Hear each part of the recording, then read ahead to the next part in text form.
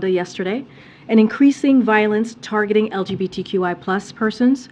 If the AHA is signed into law and enacted, it would impinge upon universal human rights, jeopardize progress in the fight against HIV/AIDS, deter tourism, and invest in Uganda and damage Uganda's international reputation.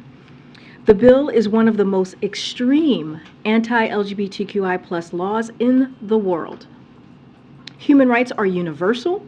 No one should be attacked, imprisoned, or killed simply because of who they are or whom they love. And with that, my colleague John Kirby is here to offer a preview of the President's upcoming trip to Canada. As you know, the President will be heading to Canada tomorrow, and answering any lingering questions about President Putin and President Xi's meeting this week in Moscow. Admiral? I'm sure there's no lingering questions about that. So as Karine said, I just want to give you all a little bit of a preview here of the President's trip up to Ottawa. He does leave tomorrow afternoon. It's quite a packed schedule for a short trip. Once they arrive, they'll be greeted by the Governor General of Canada, Mary Simon. Later tomorrow evening, the President and the First Lady will join Prime Minister Trudeau and Mrs. Trudeau for an intimate gathering at their residence.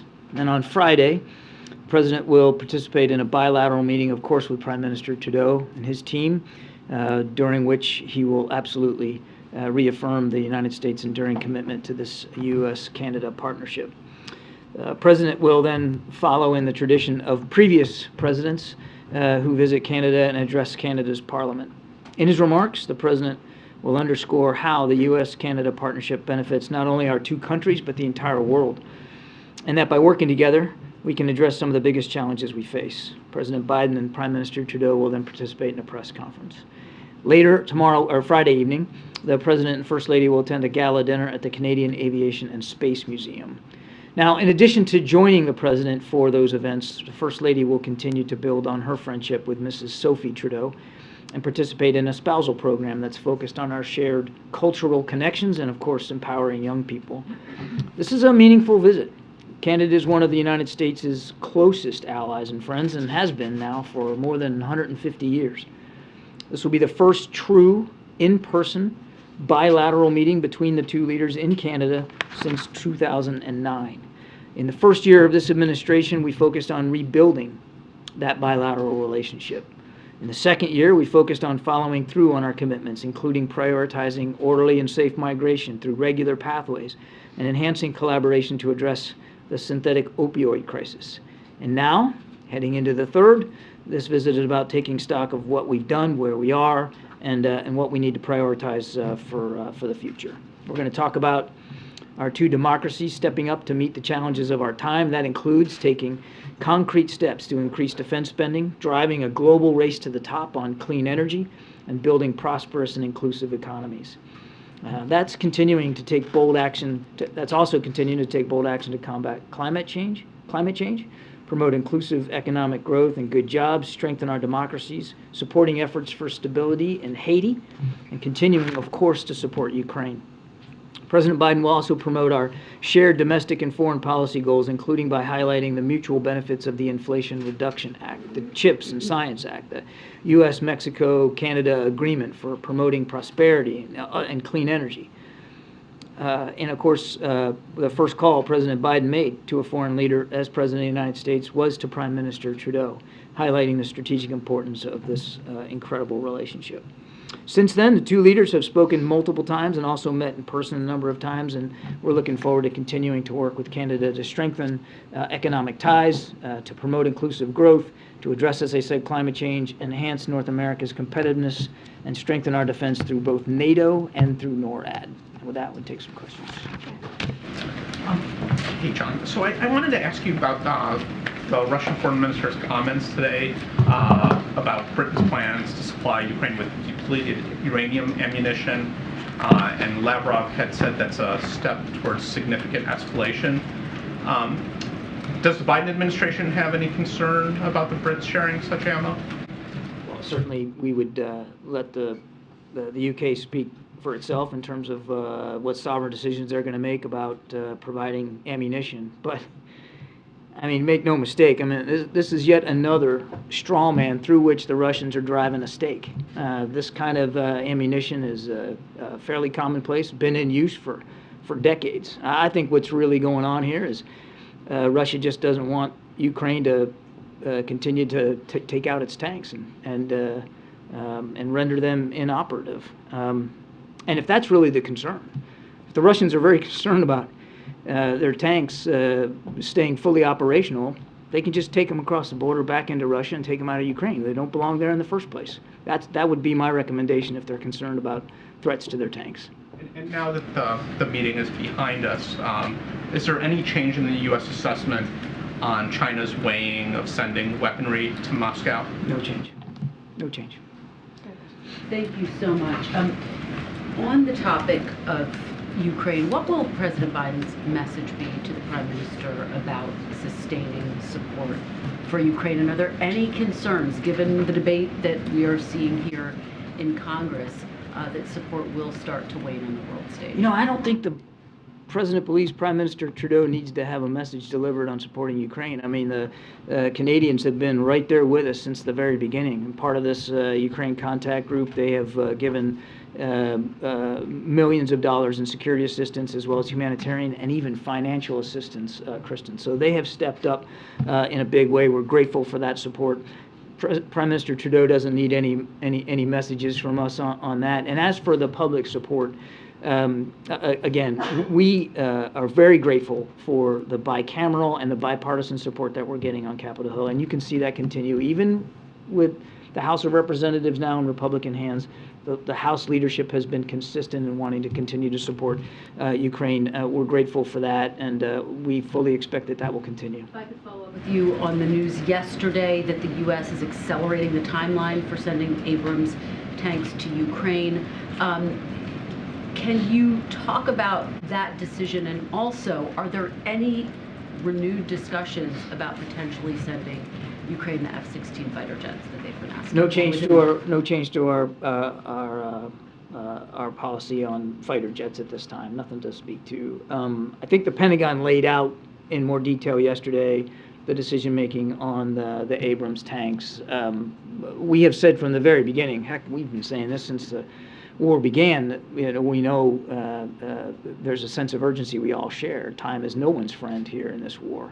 And that's why, really, throughout this long process, we have, at unprecedented speed, been able to provide capabilities to the Ukrainian armed forces. And that includes with small systems like Stingers and artillery ammunition to big systems. Now, the bigger systems, they take a little bit more time, and you got to make sure there's a supply chain in place. You got to make sure that the Ukrainian troops are trained.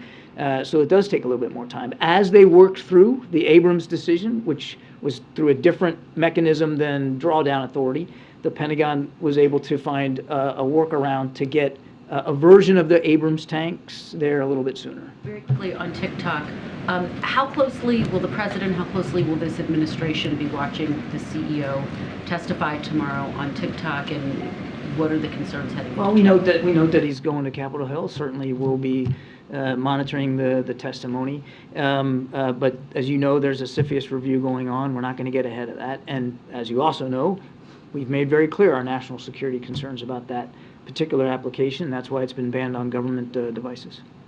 Go ahead. Thank you, Karine. Thank you, John. I have two questions. First one, besides the joint statement on Ukraine yesterday, China and Russia also signed a separate 8-point joint statement on economic cooperation before 2030. In that statement, China promised to work with Russia on financial market, loan and payment, and supply chain, all the areas we see Russia as being sanctioned. What is the U.S.'s take on this development? We don't support any effort to decrease the sense of isolation that Putin has already experienced from the international community. We don't support any effort to bolster his economy or make it any more healthy. We don't support any effort by anybody to make it easier for him, financially or otherwise, to continue to slaughter Ukrainians. Second question. I'm sorry, I have two questions. So Japanese Prime Minister Kishida took a trip to Ukraine and Poland. And as the only Indo-Pacific country in the G7, in the joint statement of him and President Zelensky, a free and open Indo-Pacific, peace and stability across the Taiwan Strait were all mentioned. Zelensky will also attend G7. So analysis have been talking about, what Russia had been doing to Ukraine, compare that to China could do to Taiwan. Is this a way to bring attention from the European allies to the Indo-Pacific and Taiwan issues?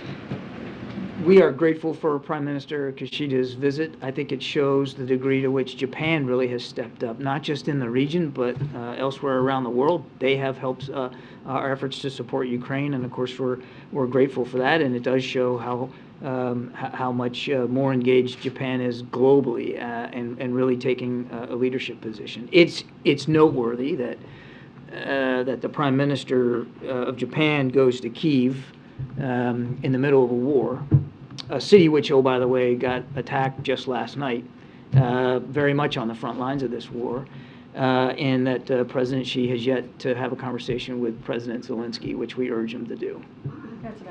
Thank you. Hello, Admiral. Yeah, sorry. Hi. Two questions. First one, following up on Karine's statement about Uganda and what Secretary of State has already said.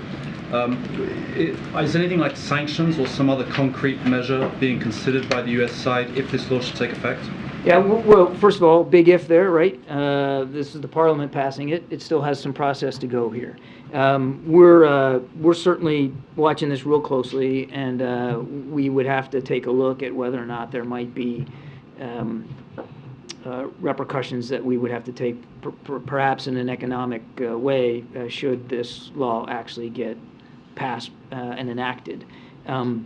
And that would be really unfortunate because so much of the economic assistance that we provide Uganda is health assistance, and largely through PEPFAR. You can see a world in which a law like this, should it be enacted, would not only, as Karine rightly said, just be devastating to a whole community of people inside Uganda, but if it were to have any kind of an effect on our economic assistance, that would only make that worse. So we'll have to take a look. No decisions. We're watching this very, very closely, and hopefully it won't pass and we won't have to do anything. And sorry, I had a second one. Back on the depleted uranium issue. Has the U.S. sent any depleted uranium ammunition to the Ukrainians? Would it do so? And secondly, what do you make of the Russian and Belarusian kind of veiled threats about using some sort of, going nuclear themselves? I mean, that's kind of what they're saying. They're saying if you use a little bit of nuclear, we could go nuclear. They've been saying that. Lukashenko. You mean in reference to the depleted uranium? Yeah. Has the U.S. sent any of this stuff itself? So look, we don't typically talk about the specifics of ammunition that we're providing, but we're not providing depleted uranium. But I think it's important to remember what this is. This is. There have been health studies done on depleted uranium munitions. It is not a radioactive threat. It is not anywhere close to going into the nuclear realm. That's why I described it earlier as a stake through a straw man. This is a commonplace type of munition that is used particularly for its armor-piercing capabilities. So again, if Russia's deeply concerned about the welfare of their tanks and their tank soldiers, the safest thing for them to do is to move them across the border and get them out of Ukraine. John, two topics for you. First of all, on President Zelensky's visit to eastern Ukraine near the front near Bakhmut, what does the fact that he was able to travel there say about the strength of the Ukrainian positions there? And then secondly, a lot has been made about the relative significance of Bakhmut. What does his visit say about the importance of that city for the Ukrainian forces? So interesting split screen, wasn't it, Jeremy? You have the president of Ukraine going literally to a town that's been under assault now for weeks, where thousands of Ukrainian soldiers have fought, and many have died, as well as tens of thousands, we estimate, Russian convicts. I mean, it's where the most vicious fighting is going on, and he goes there. The other day, Mr. Putin decides to go to Mariupol, which is about as far away inside Ukraine from any fighting as you can get, to inspect the reconstruction after the damage his army did to Mariupol. President Zelensky has made very clear that he wants his forces to keep fighting over and for Bakhmut, and they haven't given it up. The Russians have made some incremental gains in the last few days, but only incremental. I mean, we're talking block by block kind of stuff. And the Ukrainians are still fighting very bravely to try to prevent Bakhmut from falling. I'll let President Zelensky describe his strategy and what he wants to prioritize and how he wants his troops to fight and where. But noteworthy, yet another example of his incredible leadership under fire as a commander-in-chief in war, going right to where it is. That is where the heaviest fighting is right now in the whole country, let alone the Donbass region. And then on Israel, the State Department yesterday summoned the Israeli ambassador over the repeal of this 2005 law regarding the northern West Bank. The U.S. has been critical of these judicial reform efforts. Yesterday, you criticized comments made by Israel's finance minister. I'm wondering, what is the current state of U.S.-Israel relations, and how concerned is the United States that this current Israeli government is moving in a more authoritarian direction, and also potentially putting up more impediments towards a potential two-state solution? Israel remains a strong ally and a deep, deep friend in the region, I'd say even around the world. And the president, in his discussion with Prime Minister Netanyahu the other day over the weekend, made clear that our support for Israel's security will remain ironclad. Nothing's going to change about that. And he has, through his entire public life, been one of Israel's strongest supporters and friends, and that will not change. Now, he has also said, and he's communicated it publicly, and of course he's communicated it privately, our concerns over these proposals, these proposed judicial reforms, and he has said, and he said it again over the weekend, that we urge Israeli leaders to seek a compromise as soon as possible, and that's where we are. In the back. Hi, John. Getting back to the Canadian visit, is one of the issues being discussed the safe third-party agreement? A loophole in it is what's causing many migrants to come from the United States into Canada. Is there any discussion about modernizing it or scrapping it? I don't want to get too far ahead of the agenda. I think we'll have more to say once we get up to Ottawa, and of course the president will have a chance to talk to y'all when the meeting's over. But as I said in my opening statement, without question, they'll be talking about issues of migration, which affects us both. I mean, there are more people on the move in this hemisphere than there have been since World War II, and that affects both our countries. And secondly, in the preview, you talked about climate change and so forth, but there was no talk about energy. Is there a push or a discussion to import oil or energy exports into the U.S. from Canada? Again, I'm not going to get too far ahead of specifics. I think energy security clearly will be on the agenda, as well as clean energy jobs, jobs that will be brought to the hemisphere from the Inflation Reduction Act, as well as, the Canadians have an emissions control plan that they've put into place that will also help, again, drive clean energy innovation here in the hemisphere, certainly between our two countries, and that's pretty exciting stuff. We're looking forward to that. Just wanted to, if I could follow up on that, John. The specific concern of the Canadians is this 2004 treaty. I imagine the president's position is that he doesn't want to see a change in that treaty. But can you speak generally about the United States' position when it comes to the concerns the Canadians do have about migrants heading from this country north? And secondly, if you could lay out some of the asks you'll make of the Canadians when it comes to NORAD modernization. So on the first question, we've had many opportunities to talk to our Canadian counterparts about migration concerns, and it's not at all something that Prime Minister Trudeau and President Biden haven't spoken about. In fact, we were down in Mexico City not long ago for the North American Leaders Summit, and that was a prime topic of discussion. You guys all followed up on that. So I suspect that they'll continue to talk about this tomorrow and Friday. I have no doubt in my mind. I'm not going to get ahead of any decisions that might be in the offing or how this might transpire. But issues of migration, we are well aware of Canadian concerns. We have concerns of our own. I mean, it's a shared hemispheric, a shared regional challenge. So I have no doubt that they'll discuss it. On NORAD modernization, I think the issue of the Chinese spy balloon was a good reminder for all of us that we need to continue to make sure that when it comes to our defensive capabilities, particularly our air defensive capabilities, that we are at the cutting edge all the time. And so modernization of air defense capabilities, and certainly in NORAD specifically, is something that we never take for granted. We're always looking to improve that. you can see a lot of that embedded in the Defense Department's budget, which has been submitted. In fact, I think they'll be testifying this week on that. And I have no doubt that they'll discuss that as well. Thanks, Karine. Just a quick question on House Republicans asking the administration to share their review on the Afghanistan withdrawal with Congress and even the public. Is the administration considering that? So I think you know that we've been engaged in an effort to review the U.S. withdrawal from Afghanistan to assess the lessons learned. We expect to be able to share those takeaways with the public by mid-April, and of course we also have every expectation that the agencies themselves who conducted these after-action reviews will be able to share the classified reports with their relevant congressional oversight committees, again on the same basic timeline of mid-April.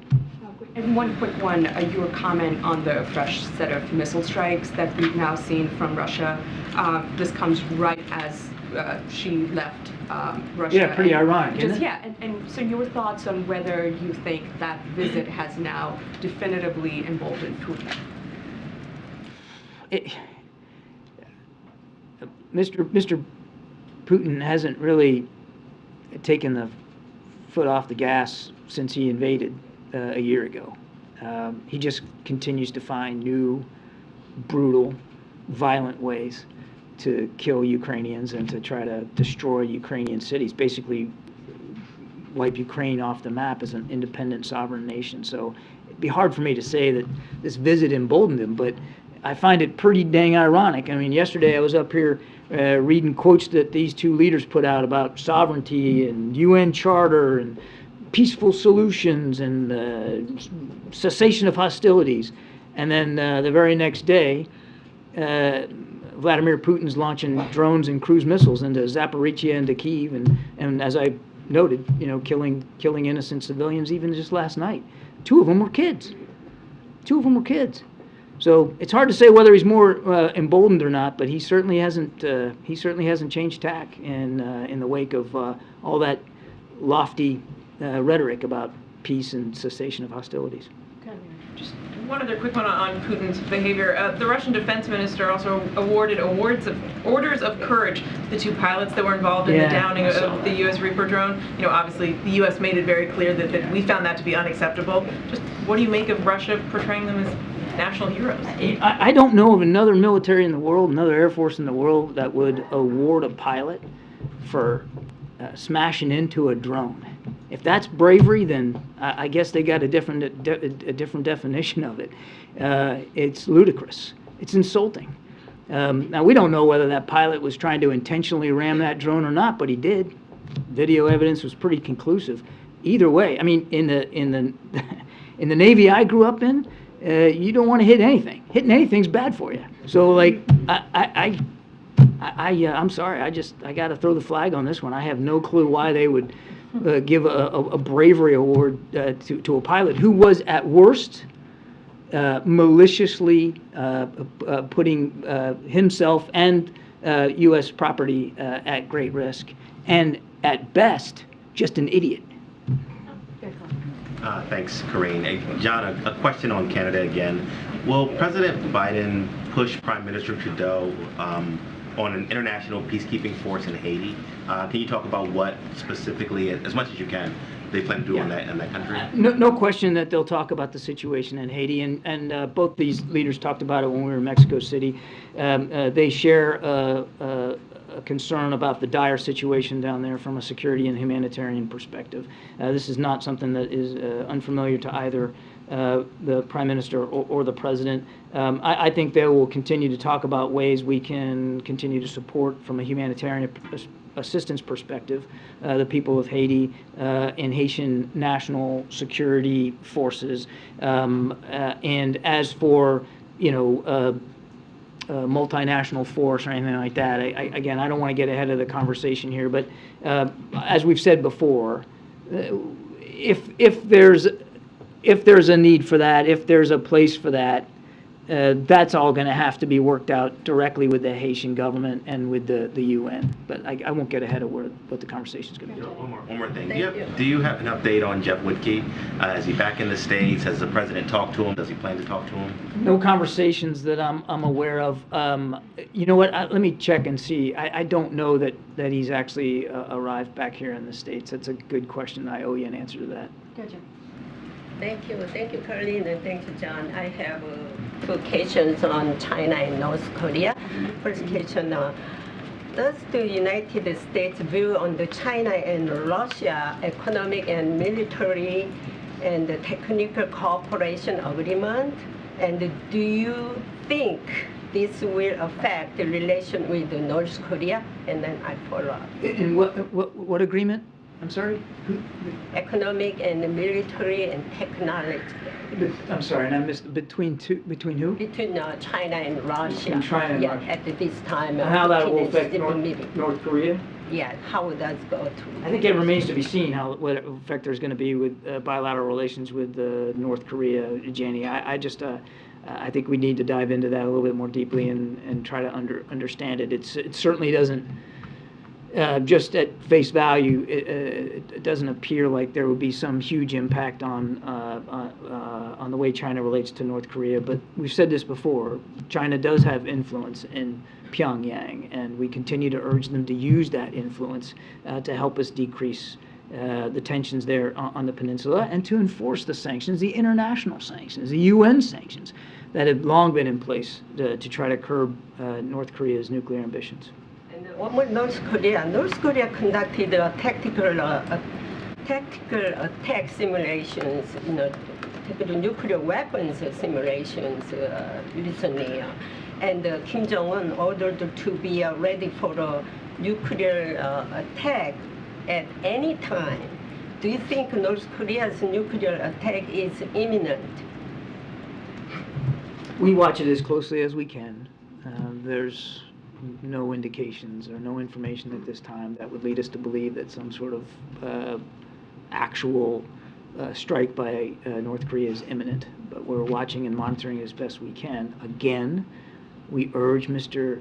Kim to sit down with the United States. Without precondition, we've made this clear, I don't know how many times, willing to sit down without precondition to talk about de-escalation of tensions and denuclearization of the peninsula. He hasn't taken us up on that offer, so we're going to continue to make sure we've got the requisite military capabilities in place. A couple more. Back on Haiti, Trudeau seems to be rejecting the idea that military force is a way to stabilize Haiti. So will the president urge him to reconsider? As I think I answered before, we're going to talk about Haiti, and we're going to talk about all the things that we got to continue to do for the Haitian people and for security there on that part of the island. And as I said, any discussion about the use of military forces has got to be done. Obviously, it's got to be resonant to sovereign decisions that nations who might be contributing military forces to make, but also it's got to be consistent with the needs and the requirements both of the UN and the Haitian government. And I just don't think we're at a point right now where we can answer that question definitively. Thank you. I wanted to see if I could get your reaction to some news coming from Venezuela. On Monday, the President Nicolás Maduro announced an extensive corruption investigation on the state-owned company PDVSA, and as a result, 19 officials have been arrested. The oil minister has resigned.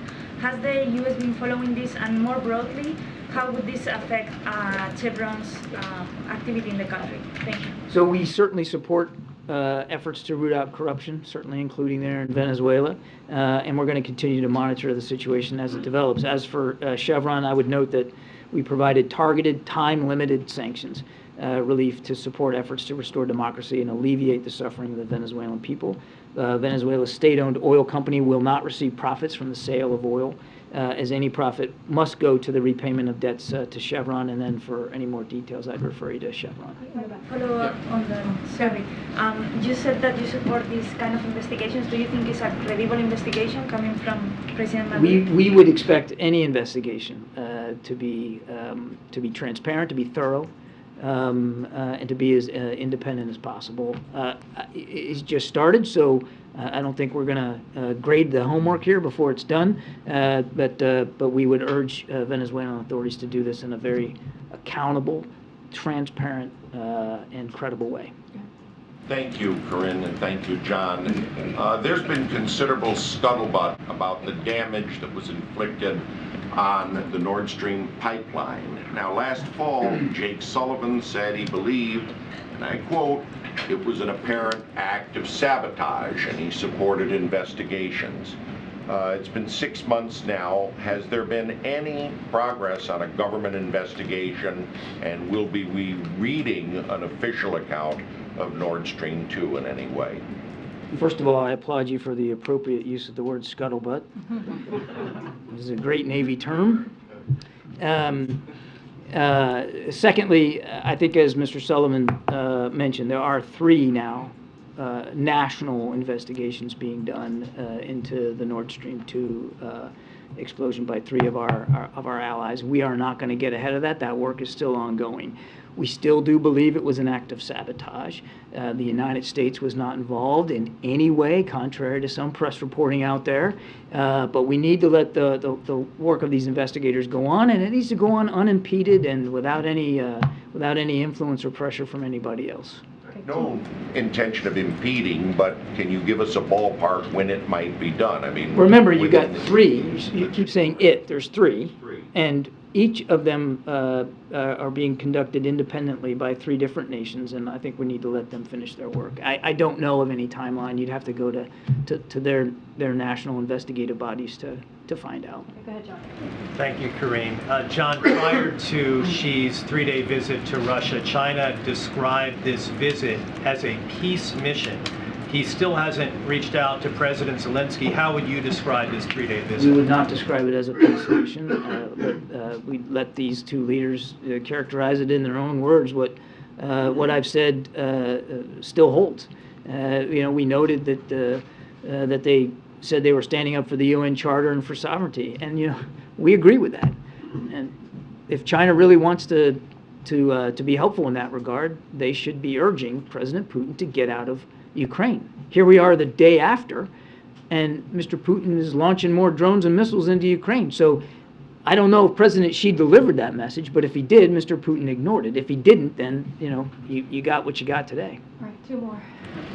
Thank you so much, Karine. I have 2 on TikTok. The first is the administration has supported the Restrict Act, which would clarify the executive branch's legal authority to ban TikTok. Is there anything the CEO could say tomorrow that would convince the White House that that isn't necessary? I certainly am not going to get ahead of his testimony or how he wants to characterize his company. The president really, as you rightly noted, has been very consistent about our concerns in terms of big tech and particularly some social media applications, and that includes TikTok. So again, with the CFIUS review underway, there's not a whole lot that I can talk about right now, but we'll be watching and monitoring his testimony. The administration has requested that the Chinese owners of the app divest their stakes. Have they responded to that request? You're referring to a press report that I am not in a position to confirm one way or the other.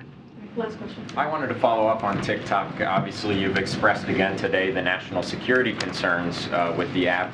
Why then did the president agree to appear in TikTok videos as recently as, I think, St. Patrick's Day? Again, we have not changed our national security concerns about the app. It's not for use on government devices, and I don't have anything more for you on that. Does it send the wrong message if the administration is weighing a ban or could in the future have to weigh it? We have been very consistent about our concerns over TikTok. There's a CFIUS review underway. I know you want me to tell you more about this, but I'm just not going to get ahead of that. Great. Thanks, everybody. Thanks. Thank you. You had your chance. You asked him a question.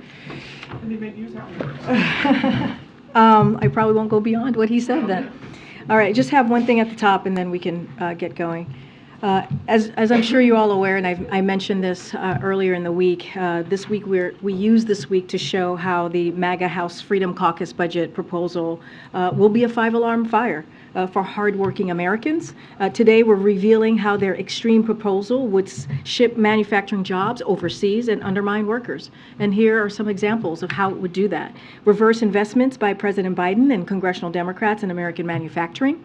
Deny 750,000 American workers job training and employment services. Reduce investigations and targeted inspections, so 135,000 workers would lose an average of $1,000 in back wages that they are owed. That's a sharp contrast with the president's Investing in America agenda. That economic strategy is bringing supply chains to America, supporting workers and small businesses, investing in innovation, and fueling a manufacturing boom in communities that have been left behind. The private sector has invested more than $300 billion in manufacturing under President Biden, and the Inflation Reduction Act will create millions of jobs. With shovels are already hitting the ground. Republicans want to reverse that progress and undermine American manufacturing workers. And with that, Amr, you want to kick us off? Yeah. First thing, I just wanted to, you could offer a little bit of clarity on the Afghanistan parts of the after-action review that's coming out in mid-April that Kirby just referred to. Is that the hot wash that Jake had referred to going back to basically the midst, right, in Yep. August 2021? Is that That's what we should be? That's what you should be expecting in mid-April. Okay. I guess if you just add a little bit of meat to the bone by it, it's I'm not turning down this review coming out, but Yes. why did it take so long? Look, I'm not going to get into the specifics on the process or the timeline of it. I know that Jake had talked. You guys have asked him about this many times, and I would say that we wanted to make sure that we were, take the time to get this right. It is an important question that the American people, an important review that the American people need to know about, and we wanted to make sure that we got this right. I'm not going to get ahead of NSC or our team here on the review, but you could expect it again, as the Admiral said, in mid-April. I'm just going to leave it there for now. And the Fed said that financial upheaval stemming from the collapse of two major banks is likely to result in tighter credit conditions and weigh on economic hiring and inflation. Should Americans expect an economic slowdown because of the banking system? So look, I'm going to start with what I normally say about the Fed. Is first and foremost, the Fed is independent, and we do not comment on, interfere on their policies. We want to make sure, the president wants to make sure that we give them the space, give the Fed the space needed to make their decisions on monetary policy. So I'll say that. One of the things that I'll just repeat that the Chair Powell said, which was, and I quote, "Our banking system is sound and resilient with strong capital and liquidity." So I'll just leave it there. I won't go beyond what he said. Finally, do you have any reaction in Florida, Governor DeSantis expanding the rules that forbid classroom instruction on sexual orientation and gender identity? Yeah, it's wrong. It's completely, utterly wrong, and we've been very crystal clear about that when it comes to the Don't Say Gay bill and other actions that this governor has taken in the state of Florida.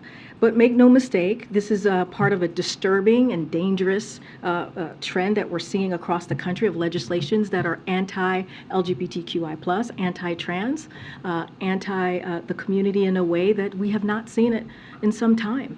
And it's not just the LGBTQI+ community. We're talking about students. We're talking about educators. We're talking about just individuals. And so the president has been very clear. This administration has been very clear. We will continue to fight for the dignity of Americans, for the dignity and respect of the community, of opportunity that should be given to students and families in Florida and across the country. So again, this is just plain wrong, and we're going to continue to speak out against it. Go ahead, Mary. On the economy, does the president still have the same level of confidence that he's had that the U.S. will get through this banking crisis, get through this high inflation without going into a recession? Look, the president has complete confidence in the process, in his economic policy. If you think about it, when we look at When we look at how strong the economy is, it's because of the president's work, what he's been able to do, building an economy from the bottom up, middle out. And you see that with the jobs that's been created, more than 12 million jobs. Just last month in the jobs report, saw 300,000 jobs created. And that continues because of the work that this president has put forward, because of these historic economic policies that have passed under this administration. So we do not see, because of what I just laid out, we do not see a recession or pre-recession. We see a strong economy, and it's because of the work that this president has done. And just on another topic, has the president been briefed on the shooting in Colorado today, and has the White House been in touch with officials out there about this shooting? So I know this kind of just occurred as I was walking out, so I wasn't able to touch base with the president on if he's been briefed. I did see him earlier. I just didn't see him right before this briefing. Our hearts go out to the families of the 2 school administrators in Denver today, and to the entire school community. Too many communities are being devastated by gun violence. Denver Public Schools said today that school officials have confiscated at least 10 guns from students already this year, and that's just in Denver. From Columbine to Parkland to Newton to countless other tragedies in between, our schools are too often scenes of gun violence instead of safe spaces for our kids to learn. And I know many of you feel that. I have a kid. I know many of you have a kid. Have kids. And so this is devastating to continue to hear. Last week, the president, as you all know, some of you all traveled with us out to California, announced yet another executive order aimed at taking action to address the scourge of gun violence, and he will not stop fighting to keep our communities safe and guns out of dangerous hands. You got to remember, this is a president who's taken historic steps when it comes to executive actions, and he was able to do another one just last week, as I just mentioned. So the president continues to believe that Congress must also step up, and they must also act. It's time for an assault weapons ban. It's time to close loopholes in our background check system. It's time to require safe storage of guns. And as the president said in the State of the Union, Congress needs to do something. It is time, way past time, for Congress to do something. And I'll leave it there. Okay. The Federal Reserve Chairman said today that inflation is still too high. Does the president agree? Look, the president has always said that he's going to do everything that he can to make sure that we work every day to lower cost. He has always said when it comes to his economic plan, the number one thing that he wants to do is lower costs for Americans, and that's why the Inflation Reduction Act is so important. Lowering costs for health care, lowering energy costs. So he's always going to continue to work and take actions to make sure that we're doing that as much as we can in different ways. And you've seen the policies that he's put forward to deal with that. So look, one of the things that Jerome Powell did say about inflation, goods inflation's been coming down now for 6 months. Housing services is really a matter of time passing, and that came from Jerome Powell earlier today. Given all of that, the price of goods is still high. Americans are paying about $372 more a month, according to one estimate, than they were a year ago. What does the president say to Americans who everything that you say is happening on paper for them, paying that amount of money a month is still a lot? And we say, and we've been saying, we understand what the American people is feeling. That's not lost on us. That's why we've made it a priority to do everything that we can to lower costs for Americans. There's junk fees. You've heard this president talk about junk fees that we're trying to deal with, writing out executive orders or hearing from different agencies on how we're dealing with junk fees, which is going to matter to Americans. Again, when you think about healthcare costs, lowering the cost on healthcare. And this is why we've made the contrast with what Republicans are trying to do. You see Republicans in the House saying that they want to lower Medicare. They want to cut Medicare. They want to cut Social Security, which is actually going to hurt working Americans. And so we're going to call that out and protect what taxpayers pay into. They want to repeal Inflation Reduction Act, which, by the way, which add to the deficit and also increase costs on health care for Americans. So we're going to continue to do the work. It never stops today or tomorrow. This is something that's going to be consistent in this administration. Just quickly, I know that earlier this week you said the president still has confidence in Jerome Powell. Now that we see these rate hikes, is that confidence remain? We still have confidence. The president still has confidence in Jerome Powell. Thank you so much. There's a bipartisan bill that's floating between Senators Rick Scott and Elizabeth Warren that would essentially require an independent inspector general to oversee the Federal Reserve Board of Governors and the Consumer Financial Protection Bureau. Is this something that the president would support? We just don't have a position on that. I understand the question, Kristen, but we just don't have a position on that at this time. Is it something that you will be taking a look at? Is it something that the president will be speaking Look, to? we normally, when it comes to legislation that's created in the House or the Senate, we always take a look, but we just don't have a position to share on this at this time. You know, a number of economists were calling for a pause in rate hikes. Is there any concern about the action that the Fed took today? We're just going to be very mindful from here. Again, the Federal Reserve is independent. That's what the president believes. We want to always give them the space to make the decisions that they need to make on specifically on monetary policies. And so we're just not going to comment. And let me just ask you one more, Karine. President Biden said several weeks ago that he plans to visit East Palestine. Can you update us on that? When is he going to be visiting East Palestine, and why hasn't he yet? So the plans are underway, discussions are underway, just don't have anything locked in at this time. The president's words stand on what he shared about at some time going to visit the community. Again, this is a community that the moment that we heard on February 3rd, what occurred in that community hours after, February 4th, the wee early mornings of that day, the president and his team, Environmental Protection Agency and the Department of Transportation and other agencies acted right away, and they were on the ground, and the directive from the president was to make sure that we make that community whole. So you're saying he still plans to visit. What's your message to residents there, lawmakers there, including Democrats who say you should have been there already? Look, the president has had his team on the ground since day one. I just laid out hours after we heard about the derailment.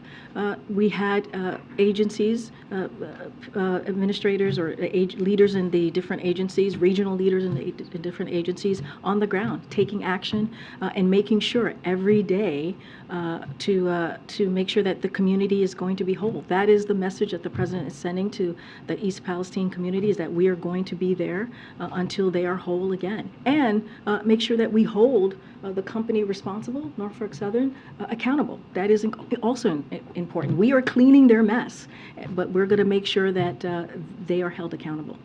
Go ahead, Steve. Thanks, Karine. The messaging from TikTok increasingly is focused on the number of users, now up to 150 million. The TikTok CEO is expected to stress that in his testimony tomorrow. Is the app now so popular that it's too late for these national security concerns to be properly addressed? So look, I'm just going to repeat what you heard from my colleague, and what I say all the time from here is that we're just not going to comment any further on this app. We've been very clear about the national security risks that we think that it poses. There's a CFIUS review, so we're going to let that go underway and let them do their review. I'm just not going to speak beyond that. Can I just ask one follow-up Sure, on that? absolutely. Is there any way you could shed some light on why the CFIUS review process has taken as long as it has? I mean, this is now, the former president tried to ban TikTok more than 2 years ago, and the app has only grown in popularity since. What's taking so long? So I can't speak to their process. They are doing this independent review, or this process is being clearly done by them. It's a separate process. I'm just not going to speak to the timeline or how long it takes. I can say this, and you've heard me say this last week, we support the passage of Restrict Act, and the whole point of that legislation is to take a tailored and risk-based approach. So we protect Americans, so Americans feel protected. Their freedom of speech is protected while protecting also national security. So I'm just going to leave it there for now. Go ahead. I know I meant to call on you earlier. Go ahead. Thanks. Chairman Powell, in his remarks today, referenced the role that social media played in the fall of the Silicon Valley Bank, and suggested that regulations might be necessary, might need to be updated to reflect this sort of new environment. Does the White House agree with that assessment by Chairman Powell, and would there be regulations in that space? I'm not going to go beyond what the chairman said. I think we've been very clear about the role of social media. and reforming Section 230. I just don't have more to share on that. Just not going to elaborate on what he said. Just one other quick one. The White House has yet to appoint a vice chair for the Fed.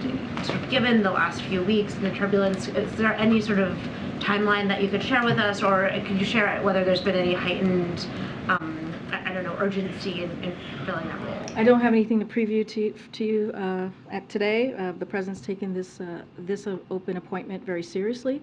As soon as we have something to share, we certainly will do that. Good. Thanks, Karine. Today was the first time since the Fed started raising interest rates that they didn't say that they anticipated ongoing increases. So I'm wondering, would the White House welcome an end to interest rate hikes in the future? Again, this is something that the Federal Reserve decides on. We're going to give them the space to make these monetary decisions, to make these monetary policies. That's what the president believes. We're certainly not going to interfere or get involved in that process. So I'm just going to leave it there. And then your second favorite topic, which is TikTok. TikTok is the topic today. This is without getting into the CFIUS process Yes. or any of the sensitivities there. There's a new poll that says that a majority of daily TikTok users oppose banning the social media app. And so I'm just wondering, as this administration has talked about the national security concerns around this app, and this is really a communications question, does the president need to do a better job of explaining to Americans, explaining to TikTok users why this app represents such a national security concern? Look, our job is to make sure, and the president's job is to make sure that Americans, when it comes to national security, is protected. We've been very clear about that. We've been very explicit about our concerns with the app. Again, there's a CFIUS review. We understand the popularity of TikTok. That is something, we get that. But the president's job is to make sure, again, that Americans' national security is protected as well. And that's what you're seeing this president doing. We're going to wait for the CFIUS review. We're going to let them do their process. It's an ongoing process, a separate process from here.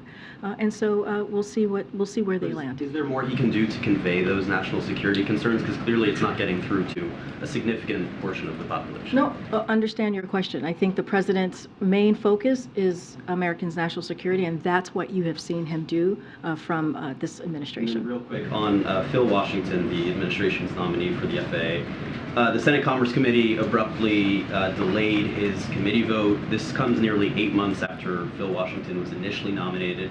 The FAA has now been without a permanent director for nearly a year amid a lot of turmoil in the aviation industry. And so I guess I'm wondering why the administration is so intent on digging in on a nominee who, after 8 months of being nominated, still doesn't seem to have convinced senators that he deserves this position. So look, we think he has the qualification. When I say we, I mean Phil Washington. He has the qualifications and the experience for this role. The president believes that, and that's what our administration believes as well. He has led the Denver International Airport, one of the busiest airport in the world, managed large transportation safety organization, and served as a command sergeant major in the military. This is a role with a key safety mandate, and that's what we believe. We believe that he is experienced for this role. I'll say one more thing. We're going to continue to urge Senate to move swiftly on his confirmation, and we heard today from Senator Cantwell herself has made clear that Phil Washington's nomination will receive full consideration from the committee, and that's coming from the senator herself. Okay, Nandita. Thanks, Karine. Bank CEOs have been meeting in D.C. since yesterday to discuss possible scenarios to help First Republic, which continues to be in focus. Can you tell us any details in the conversations White House officials have been having with industry executives and bank CEOs, specifically on First Republic? I just don't have anything to preview today on or for you on any conversations with bank CEOs at this time. Will there be communication that you will put out? I just don't have any readout at this time or anything to share with you. And specifically on meetings with investors that we understand, administration officials and White House officials have been having. We know Warren Buffett, has met senior administration officials. We just ran a story about Jamie Dimon. He has a planned meeting with Leo Brainerd. Are they talking about throwing a lifeline? Are they talking specifically about First Republic? Any details on, what the White House is talking to investors about? I just don't have any details of those conversations, these private conversations that they're having. Don't have anything to share on that. So I'm just going to leave it there. As it relates to the First Republic, again, I'm just not going to comment on any specific institutions from here because of the actions that we took last week. Earlier this week and last week, Americans can be confident that their deposits are safe, and banks have access to resources to meet depositors' demand. That's what you've seen from Treasury, and that's what you've seen from the banking regulators at the direction of this president. And we're seeing that deposit flows are stabilized, but I'm not going to comment about any specific institution from here. Okay. I have a question on a review on GI Bill funding.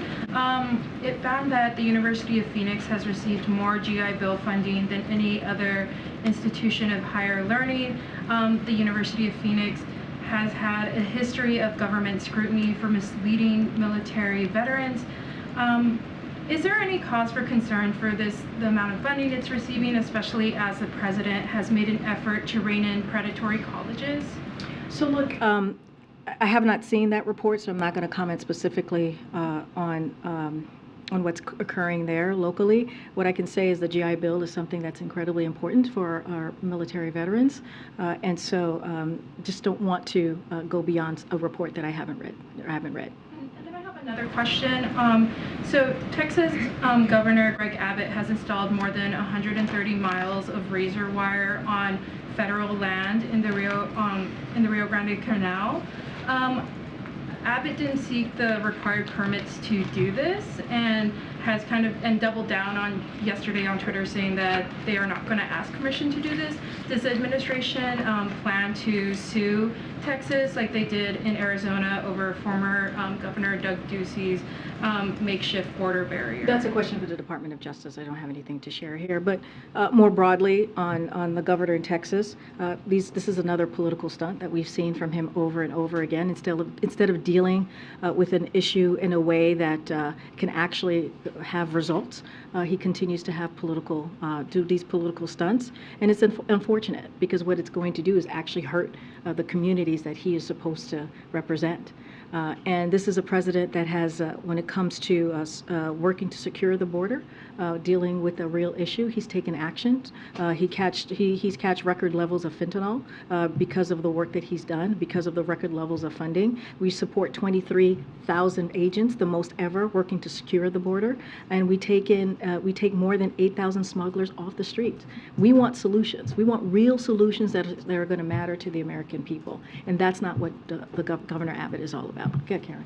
Two topics, if I can. Was anyone at the White House ever flagged about issues with Silicon Valley Bank ahead of its collapse, given that the Fed was aware of the risks for more than a year? That part, I don't have an answer for you on that. I can tell you that it's been about 2 weeks, so that Friday, right, we were made aware of what was occurring, and we took action. The president directed the Treasury and the banking regulators to take action, and they came up with a solution, as you heard from the president, that following Monday, and they have continued to take action to make sure that depositors are continue to be whole, and that our banking system continues to be resilient. And so I just don't have any conversations to read out.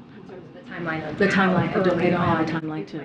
Yeah, I can tell you about the timeline from the last 2 weeks, but beyond that, I don't have any timeline to share. Second topic. Can you give us a preview of the event the president's doing tomorrow on the anniversary of the Affordable Care Act? Who's coming to that event? What's his message? Is there any new announcements? We'll have more to share later today on that event, for sure. Okay.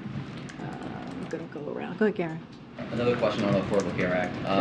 The ACA notably led to a significant reduction in the number of uninsured Black Americans. However, there are still millions of Black Americans who don't have insurance, and there remains a significant gap between uninsured Black Americans and white Americans. Healthcare policy experts say that states expanding Medicaid could significantly close that gap. Can you talk to some of the inner workings in the administration to push states to expand Medicaid? And are there other ways that the administration can ensure that there's a reality for Black Americans to have affordable healthcare. Yeah, and this is why the president's economic policy is what it is, which meaning that he has had a policy, again, make sure that we have an economy that is from the bottom up, middle out, and not leave anybody behind. Communities that you're talking about right now, the African American community and other communities across the country. But I'll say this, as we've seen some progress made under ACA by lowering healthcare prices, increasing the number of Americans with insurance, and capping out-of-pocket drug costs for seniors on Medicare. That is something that this administration has worked on this last 2 years. And it brings me back to the Inflation Reduction Act, right? How important it is, especially for many members of the Black community, when you think about Medicare being able to lower cost for our seniors across the board. When you think about the insulin cap for Americans, that's what you saw from the Inflation Reduction Act for seniors in particular, and then you saw Eli Lilly, what they were able to do, and others what they were able to do for all Americans. That's because of the work that this president has done. And so we understand that there's still millions of people that need a lot more, but because of the president's economic policy, because of his understanding of what healthcare means to people, his personal understanding of that, he has done the work to make sure that people who are normally forgotten are not. Go ahead, Peter. Thank you, Karine. House Oversight says they've got bank records showing a Chinese energy company paying 3 Biden family members through a third party. What were they paid for? Look, I'm just not going to respond to that from here. Look, we have heard from House Republicans for years and years and years how the inaccuracies and lies when it comes to this issue. And I don't even know where to begin to even answer that question, because again, it's been lies and lies and inaccuracy for the past couple years, and I'm just not going to get into it from here. Okay. She told Putin at their meeting, change is coming that hasn't happened in 100 years, and we are driving this change together. What do you think that means? You would have to ask them. Okay. President Biden said, to lower inflation, we should trust the Fed. Now the Fed is saying that rate hikes won't be enough to quell inflation. Why does he still trust the Fed? They're an independent agency. The president has always said that. He wants them to be independent. He wants to make sure they have the space to make these monetary decisions. We are not going to interfere. We are not going to get involved, and I'm certainly not going to comment. All right. Thank you, everybody. All right. See you guys on Monday.